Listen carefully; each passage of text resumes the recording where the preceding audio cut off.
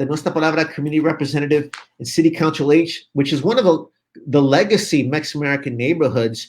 And you wanted to share a piece because you've been archiving the history. This book is a testament to our gente, to Latinas, to telling our story. We wanted you to share that story. So set it up and then share your rendition of the story of La Bonita. Oh, okay, sure. Thank you.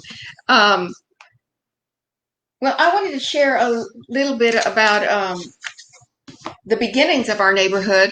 Now, I'm kind of proud as I've been researching our neighborhood. I moved back to La Bonita. First of all, I grew up here. Both of my parents grew up in the neighborhood right here on the street that I live on right now, Los Angeles Street. And that's, of course, how they met. And then they had a home built after they were married on another street, a couple of blocks from here. And they raised all 6 of their children here in the neighborhood. I moved back in 1998. And I started working, and the neighborhood had become so run down by that time that I knew that there were things that we could do to improve the neighborhood. But just to back up a little bit about the neighborhood, it was part of a 2-league land grant to Harris and Wilson that was granted from the state of Coahuila in Texas in 1838. And I found these facts out as I was doing research for our community. And it was in accordance with the distribution and giving possession of lands to the new colonists in the colonization scheme of the empresario Esteban F. Austin. And then in 1936, Bonita Gardens was developed from that 2-league land grant.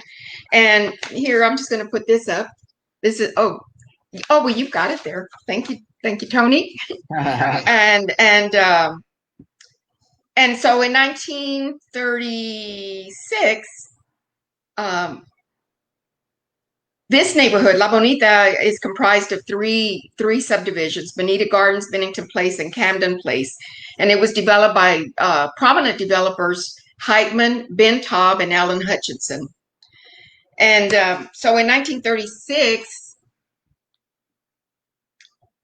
Bonita Gardens was featuring 20,000 square foot, not 20,000, but 12,000 square foot lots for $175. So people from First Ward, Second Ward, Sugarland, and other places stampeded to our neighborhood to build their new homes. And along with that, we built corner stores, panaderias, and cantinas. And some of the featured mom and pop stores were Hancock's Groceries, Leonard's Drive-In, Chevo's, everybody knows Chevo's Sports Bar, and Zepeda's Panaderia. And during the early beginnings of our community, musicians came from all over town, from all over the place to perform here in the neighborhood at our local cantinas. Now, I've got a lot of this history from my mother, who passed last year, but we used to sit on our front porch and on Denmark Street here recently and just talk about all of the things that went on in her childhood life. Like, she told me about before Hersch Road was developed into what it is, it was just a dirt road, and the public transportation was station wagons. And I'll talk a bit about this. Let me finish the story about Hersch Road. And she was working downtown, so as a teenager she would ride this station wagon, and when it rained, the riders would get out, and there was always rain gear and boots in the station wagon.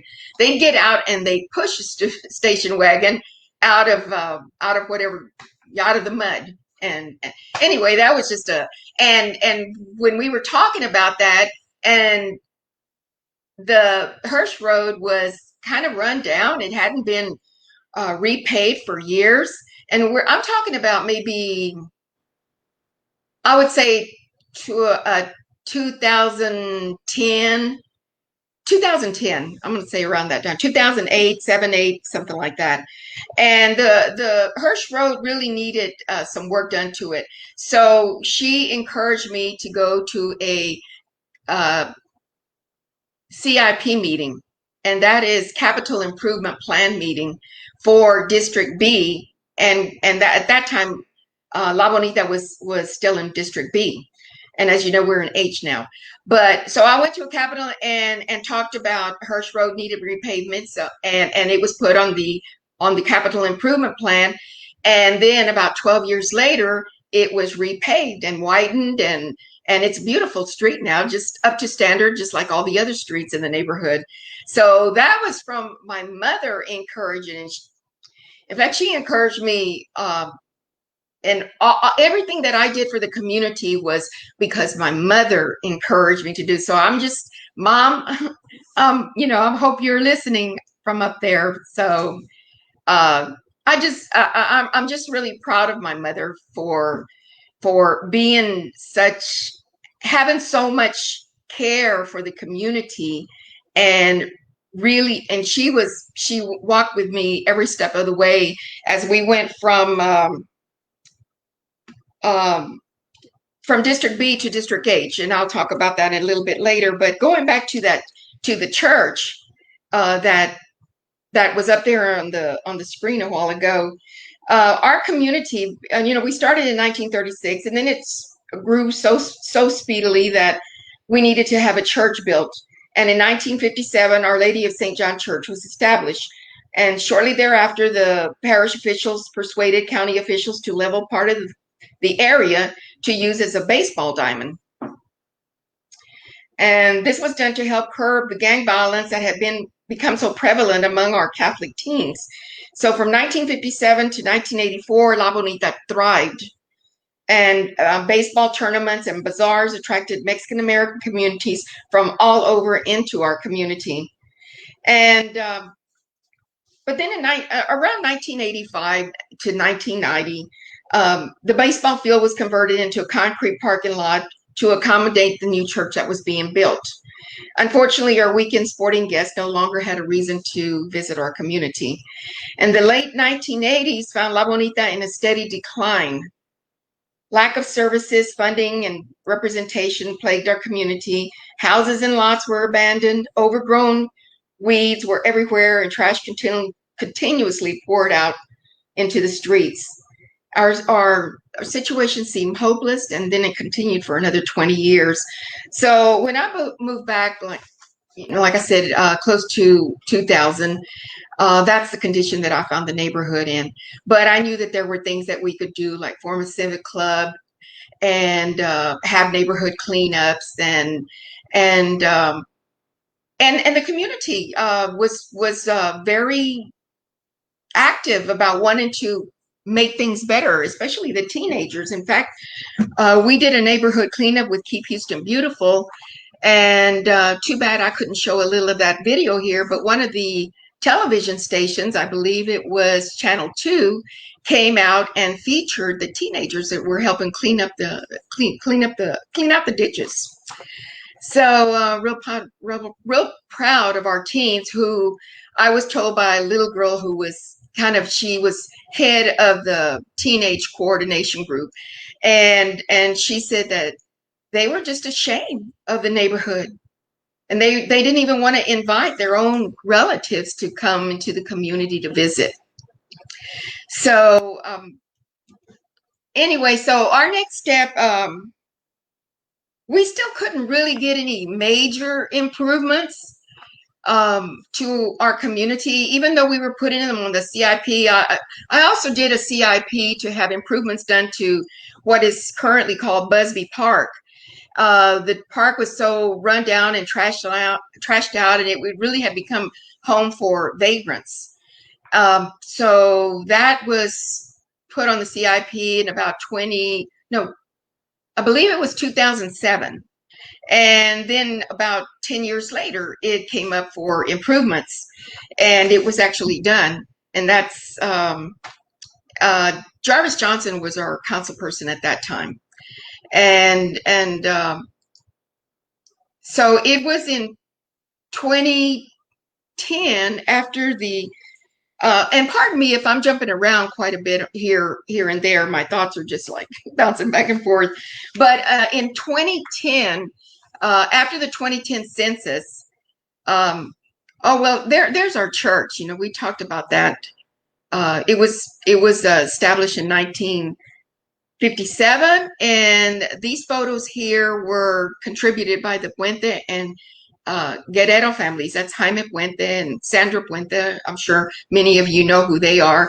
And the Guerrero family, who also lived on Hersch Road. And they, you know, some members of, they married. There were the Guerrero family and the Puente family married and became a partnership. And now that is Zepeda's Bakery, Panaderia at Hersch Road in Corto. It was there for many years, and then it became an abandoned building, and eventually it was demolished in the early 2000s. So, and that photo of the bakery is from Google Maps. Fortunately, I found it because you're not going to find it there anymore, but thank you, Google Maps, for that.